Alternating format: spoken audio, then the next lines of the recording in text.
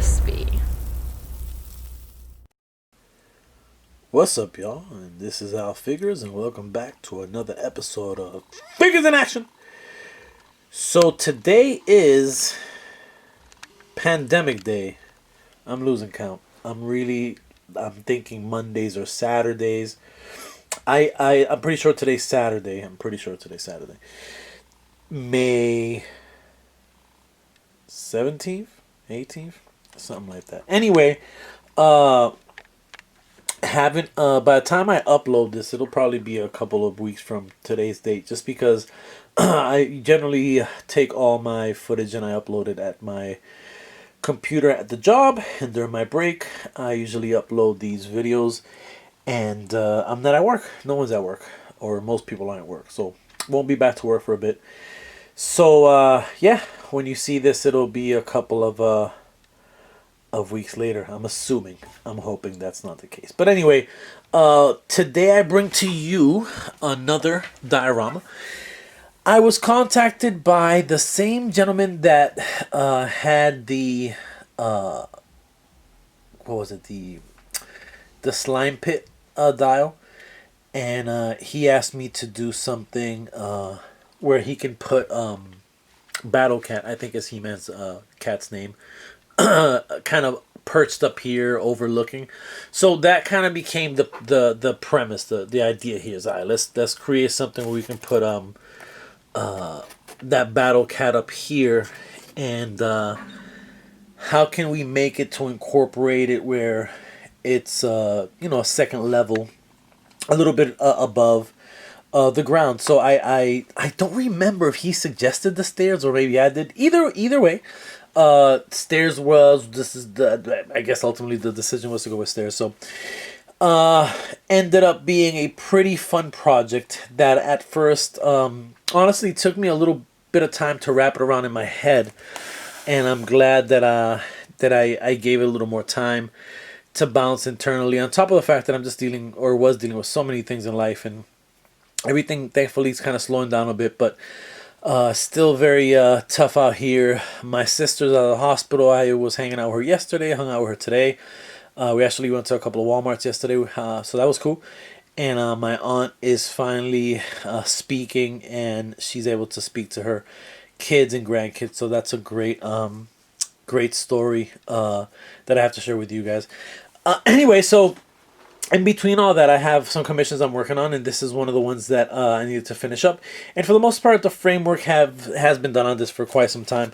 I just kept not, running out of time and not being able to get back to it, and so forth and so on. So recently purchased this Black Knight figure, which is dope, and I'm glad I got it. This is actually the character that Jon Snow, aka Kit Harington, would be playing in the Eternals.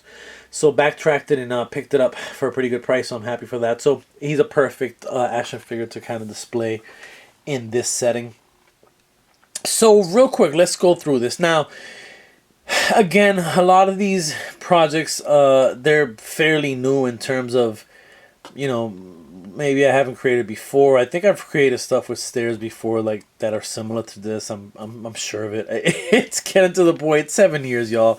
It's getting to the point where at times I just kind of forget some of the projects I've worked on. The other day I was kind of backtracking on my Instagram, and I was like, man, I got a lot of work out there. That's awesome. So this is one of those projects that it allows me to try something different, just because it's one of those situations where the last two commissions that I did for this gentleman were, just kind of similar to this, and just that flat rock or whatever. So I've always wanted to work on something that has a little more depth, and so this was a perfect opportunity to do this. So let me just take, and I just wanted to put Black Knight there just for reference, or for a size reference, or what have you. And okay, so one of the things I wanted to do was a little bit different, make it seem like this little room here, what have you, is kind of built of these like boulders or whatever. So the technique that I went with here was basically, I cut just like this, and then what I did is I cut smaller pieces of the white project foam board. So I cut it so that it kind of felt like a puzzle, but it didn't touch up here. So it was just kind of, you know, maybe this much space in between that white foam and this foam. So I glued it on, and then came back and carved it together. The problem was that it was leaving a seam, and this is what the seam looks like. So the seam, this is what so basically you'd lay down the white project foam board on the pink installation foam board, then you'd have the seam. So when I when I first started to paint it, I noticed that the seam, for whatever reason, I thought the seam would go away with the paint. I was like, oh, I'll put enough paint. Not so. So I had to come back and with spackling actually fill in those seams with just kind of sticking my finger into the spackling and literally just kind of putting it into place. Then I had to let it dry, so I put it under a fan, and then I took like this brush that I have to take the excess stuff away, and then painted it, and away we went. So what it did is allow me to cover those up, and it gave it a much smoother feel. If you get in real tight, you can see right, let me see, right there, you can see a little bit of the gap.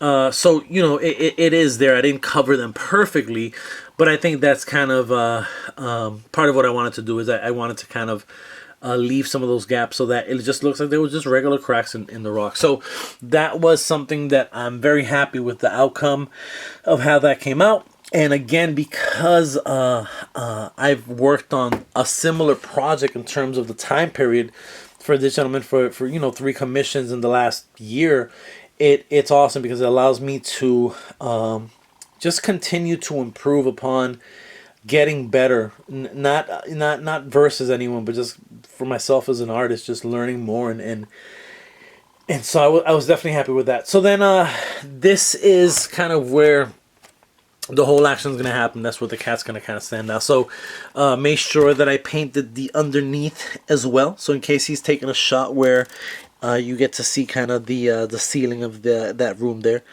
You can see that it's carved as well, so wanted to make sure that that was there. And then originally when I finished all this was still pink, and then I was like, shit, I can't leave it like that, because in my mind I'm like, you know, most of the photography is gonna happen this way, you know, but then I said, well, you know, this is still a pretty decent angle, so if I leave that just painted gray, would have left the pink, it just would not have looked good. So I'm glad that I went back and did a little something there. Didn't do it as tight as the inside in terms of the details, but just did it enough that you can kind of see without the white foam, with the white foam, but not carved into the rocks, and then no spackling. So you kind of got to see the 3 stages of the evolution of what became the inside. So I guess that's probably the best way to describe it. So I kind of like that. And again, that's not a part of it that's going to show much. Most of the action is going to be happening up here. Most of the action you want it to happen with the stairs being in the shot. So that was my thinking behind this project. So once I kind of carved everything out, magnetized it, and then I realized that these stairs, to magnetize, would have just kind of created a mess. So those stairs are connected to this wall. This is kind of a separate, you know, separate piece by itself. But that back wall and the stairs are are kind of together. And then this piece here is pegged in, just because the weight of this, I didn't have to magnetize it, and then it's dug into it, so it's kind of pegged into, or this piece pegs into here, and then the sharpened skewer type dowel rod is pegs into the little hole there, the little peg hole there. And pretty much that's this. I mean, I might as well kind of take it apart now that I'm here. So created these 3. He asked me to do a couple more boulders, so I'm working on a few more that I'll just send his way. And then this is magnetized there and there, so this comes off. And like I said, this is a piece by itself, and this piece is together. So this is what it looks like, kind of the guts of it, and then we have the floor piece. So pretty much that's the breakdown of this dial. Again, I love to work on things that I get to improve upon. You know, an example being the Evil Dead house that I did a couple years ago and had a chance to do it again, and was so happy with the improvement that I saw of myself as an artist and how I went about those projects. So these are the type of projects that allow me to to kind of do that. So I'm appreciative of it. So Mohammed, thank you very much. Good looking out for giving me yet another project where I can explore my talents and try to extend them as much as possible. And then painted, instead of black, I started with a dark gray. And then I came in with an elephant gray, and then I came in with like a granite gray, I'm pretty sure. And then what I did is I took a thin brush, and I took like just black, literally just put the brush in black, took as much of the paint as I could off of it, and just did these cracks, pretty much gave them that shadow. And then went back with tacky glue, put a little bit of that fake moss. And yeah, that's what we get. And I wanted to make sure that the green was there just to give it a little bit of color, give it a little bit of a pop. These are just kind of plants that I kind of dug into. I've done that before. And that is it. Alright, y'all. So I hope everybody's safe. Everyone's having a great day. And I will talk to y'all again soon. And I'm out. Peace.